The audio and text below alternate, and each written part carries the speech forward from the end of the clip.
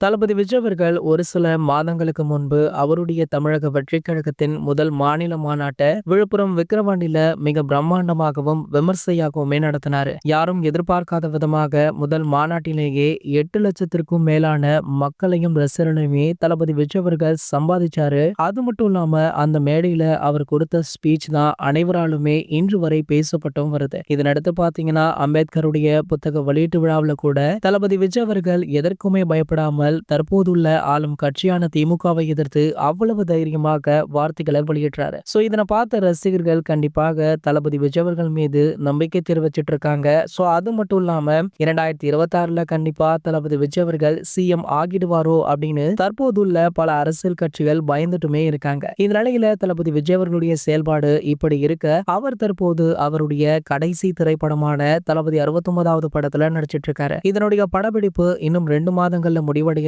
April அல்லது June மாதத்துல தாவேக கட்சியுடைய 2வது மாநில மாநாட திட்டம் போட்டிருக்காராம். சோ அதற்கான முதற்கட்ட வேலைகளை தற்போது ஸ்டார்ட் பண்ணியிருக்காராம் நம்ம புஷி ஆனந்த் அவர்கள். ஒரு பக்கம் வேலைகள் போய்கொண்டிருக்க மற்றொரு பக்கம் தளபதி விஜய் அவர்கள் அவருடைய ஷூட்டிங்ல நடிச்சிட்டு இருக்காரு. சோ இந்த மாநாடு கண்டிப்பாக முதல் மாநாடை விட மிக பிரம்மாண்டமாக இருக்கும் அப்படின்னு பேசப்படுது. சோ வெயிட் பண்ணி பார்க்கலாம் இதற்கான அதிகாரப்பூர்வ அறிவிப்புக்கு. இது போன்ற தளபதியை பற்றி வெளியாகிற அனைத்து செய்திகளுமே நீங்கள் உடனே தெரிஞ்சுக்க நம்மளுடைய தளபதி 360 அப்படின்ற நம்ம சேனலை சப்ஸ்கிரைப் பண்ணிக்கோங்க.